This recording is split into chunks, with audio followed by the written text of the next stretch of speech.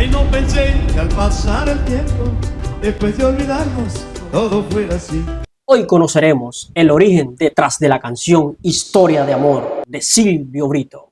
Y puse a vagar mi cariño, y en el camino solo estabas tú. Esta pieza musical fue inspirada en un vibrante suceso de la vida real ocurrido en Riohacha. Su compositor, Nelson Fuentes, vivió en carne propia el romance que lo inspiró. Ay, tú, cariñosa y linda como siempre. La canción fue lanzada en el año 1990, interpretada por uno de los mejores cantantes del género vallenato, Silvio Brito, canción que lo catapultó al éxito en ese entonces. Tierna y cariñosa, la mujer que tanto amé. Nelson Fuentes Hernández, un guajiro nacido en Riohacha en el año 1959, en el seno de un hogar humilde, encabezado por don Juan de la Rosa Fuentes Brito y la señora Sista Hernández. Bajo el fuerte sol del extremo norte de Colombia, transcurrió toda su niñez. Tú, la que apartaron de mi camino. A medida que el muchacho fue creciendo, comenzó a enamorarse por la música vallenata, admirando demasiado al cantante Jorge Oñates, usando sus canciones como repertorio en un grupo del colegio donde estudiaba. En una mañana de 1979, Nelson ensayaba en el coro del colegio preparándose para una presentación que iban a hacer con motivo de la celebración del cumpleaños de la institución educativa, y conociera a Ivonne Martínez, fraile. Viajaba mi pensamiento y el pasajero que encontré eras tú. A Ivonne la habían sacado del salón por negarse a hacer silencio, y mientras estaba en el pasillo, Nelson se le acercó y presentándose y charlando un buen rato con ella. Aquellos adolescentes no imaginaban lo entrelazados que habrían de estar. Sencillita, tierna y cariñosa, la mujer que tanto amé. Ese mismo día, Nelson esperó a aquella muchacha a la salida del colegio y la acompañó hasta su casa. Después de ese día, siguieron frecuentando las charlas hasta que él decidió pedirle que fueran novios. Ivonne aceptó llenando de gran felicidad a Nelson. A diario se veían y hablaban de buenos futuros para los dos, pero la situación económica era un elevado muro que Nelson aún no podía superar. Lamentablemente, cuando somos jóvenes, nos dejamos llevar por los impulsos. Nelson cometió la imprudencia de llevarle serenata a Ivonne. La que apartaron de mi camino.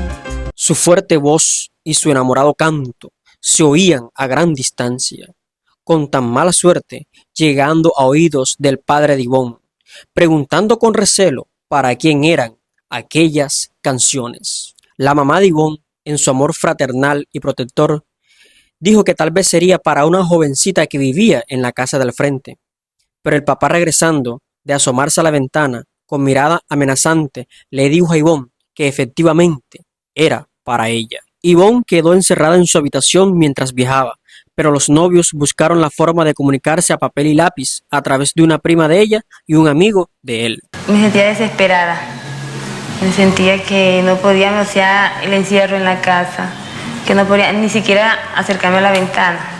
Ya iba a castigarla a golpes, pero un tío suyo no lo permitió, así que decide que aunque le faltara poco tiempo para terminar sus estudios y aunque perdiera algunas materias, la iba a mandar para Bogotá para que terminara sus estudios allá. Efectivamente, ella viajó y en el año 1983, Nelson Fuentes tuvo la oportunidad de grabar su primer disco como intérprete. Siento al recordar y evoco con tristeza el ayer de los dos.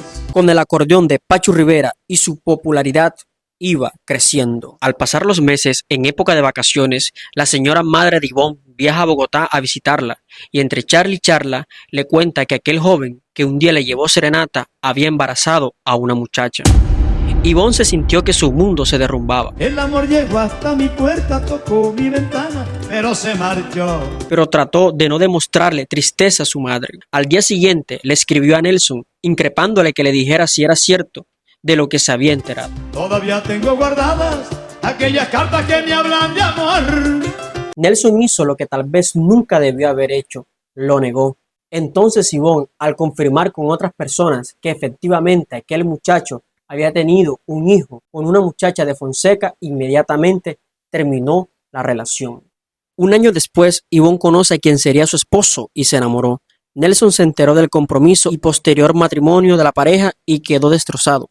Sentía que su vida se había acabado. Cabizbajo voy por mi camino, de compañero tengo el olvido, el destino es mi penal. Ivonne regresó a su casa y Nelson quiso hablar con ella, pero ya se habían casado. Él se alejó para siempre. Su tristeza llegó a tal punto que por varios meses no era capaz de cantar ni componer.